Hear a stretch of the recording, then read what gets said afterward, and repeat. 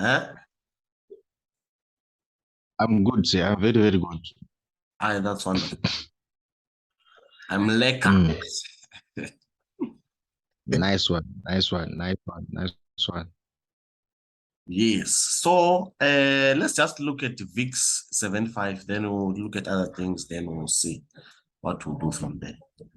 So how is it moving on your side? It's downtrending. Yeah, yeah. It's still continuing the downtrend. Yeah. Wonderful. Wonderful. So right now, from where it is, the target that I'm looking at it to go and reach, if ever it continues selling, it's this white line there.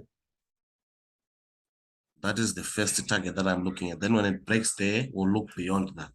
But so far, that is the first target that I'm looking at. Then we had our levels. If you saw the analysis that I sent, was it 2 days? Was it day before yesterday? We had something like this, with the resistance there, with the support here. Something like this. Mm. So price broke this support here. This was a support, came, broke, and retested, right? So there were two options there. One could have entered their cells here on the retest, right? Or if you remember what I said, you could have actually waited for this to happen, the break. So after this break, something that I'm anticipating right now definitely is either a pullback to this level. If it doesn't pull back to this level, most of the times what it does, sometimes it pulls back to this low here. You see this low? Right. So sometimes it might not get back to exactly this area here. It might just, this candle can actually close below here, then, or even close bearish, rejecting this low here. So we just need to take note of that area as well. So I'll just mark out this level here as well. Let me mark that area as well.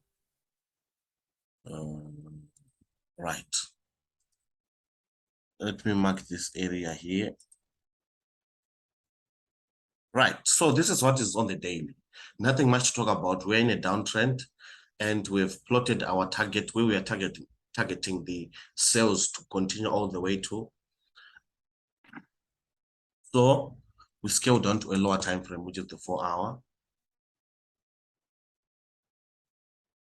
Right. This is the 4-hour. 4-hour time frame. We can just refine our support and resistance there. We can just refine them. This one, you can just place it here. Something like this. You can place it like that.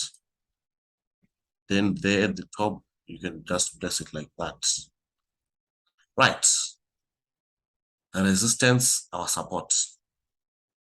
So even yesterday, it broke this support, came back for a retest, continued going down.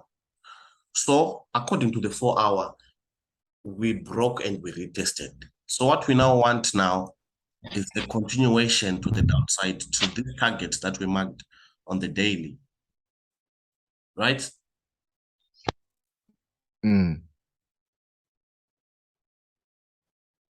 So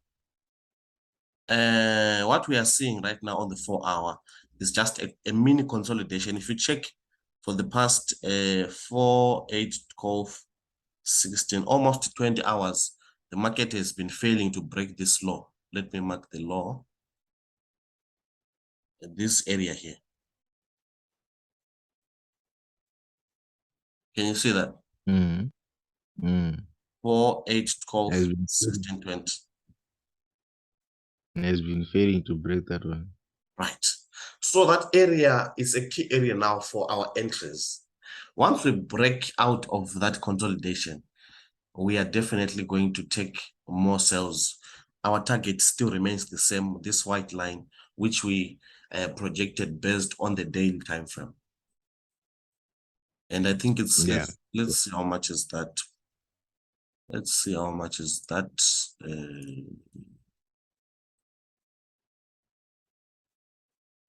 Let's see how much is that. So it's something like $50 with the minimum lot size.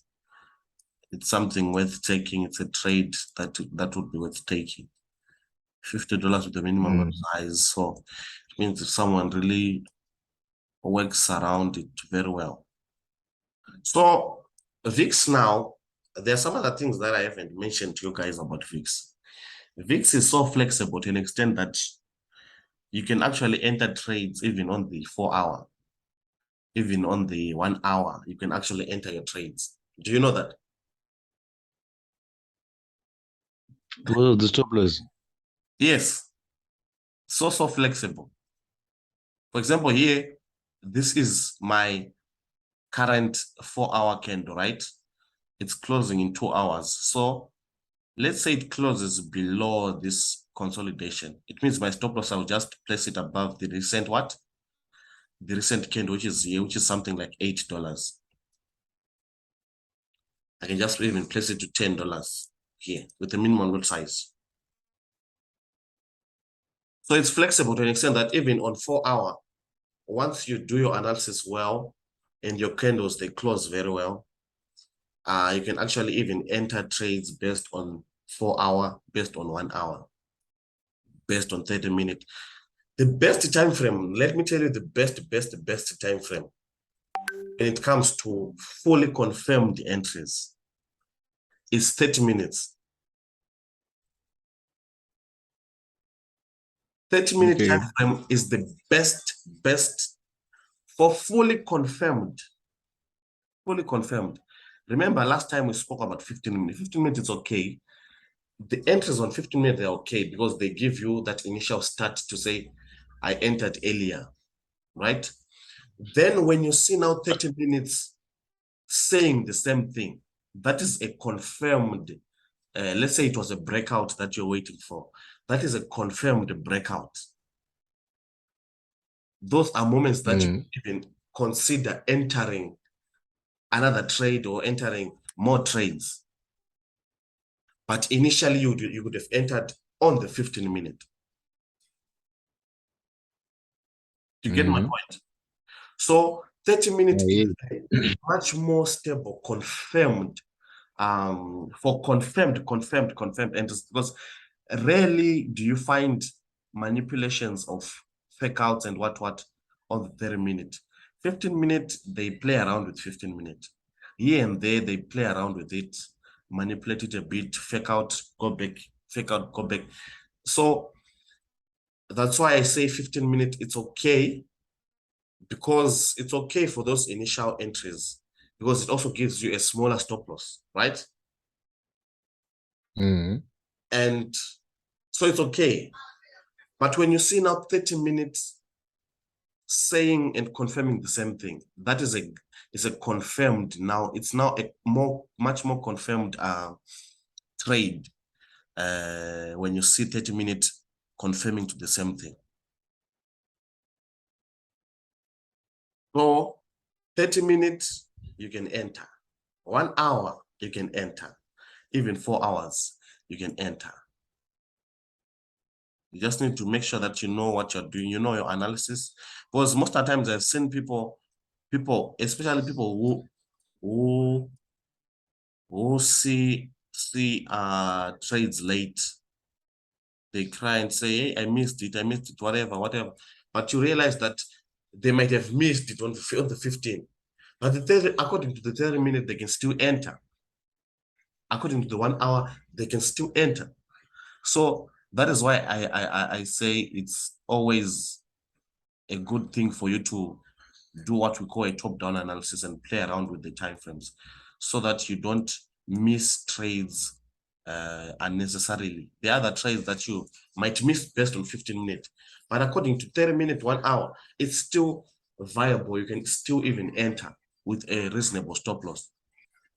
So this is 1 hour. The recent 1 hour candle is this one. Let's say the next one or this one, it closes below here. It means your stop loss, you can even place it somewhere here or even here, right? That's a $5 stop loss with a minimum lot size. But here, just giving it room here, you're just giving it room so that you're not, but rarely do we find such stop loss hands on 1 hour, 30-minute. We rarely get those. So on 1 hour, it will be like this on the recent candle. If the next candle, if this candle closes below our consolidation area, this is our consolidation area. Failed to break, failed to break, failed to break. So below our consolidation area, that's where we're considering to take our. So if you check this chart pattern, you can actually realize that it's actually a descending triangle. A descending triangle, you see it by in form of lower highs, lower high, lower high, lower high, and same low. Lower highs, lower highs, lower highs, same low. Same lows. Yeah. Lower highs. Yeah. So that's a descending triangle. That's a descending triangle. Descending triangle. It's something like, let me see if I can. So it's actually this is one of my favorite patterns as well. Descending triangle. I also love the wedges, the rising and the falling wedges. I also like the rectangles, the bearish and bullish rectangles. Those are just beautiful patterns to take your trades from. They are just an additional confirmation, an additional confluence. So here, once we break out of there, that's an entry. That's an entry point. Your stop loss is more safer above this trend line. You see this trend line? Yeah, it's more safe up there. Yes, above there. It's more safer there. Just in case they play around with your stop losses inside here. So that's a descending triangle. Descending triangle, we are going down, then we begin to form our lower highs, but still maintaining the same lows. Lower highs, maintaining the same lows, lower high, maintaining the same lows up until we break.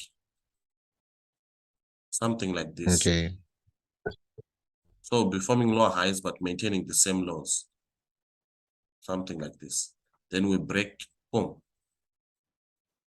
That's a descending triangle. Ascending triangle going up, then we maintain the same highs, but forming higher lows.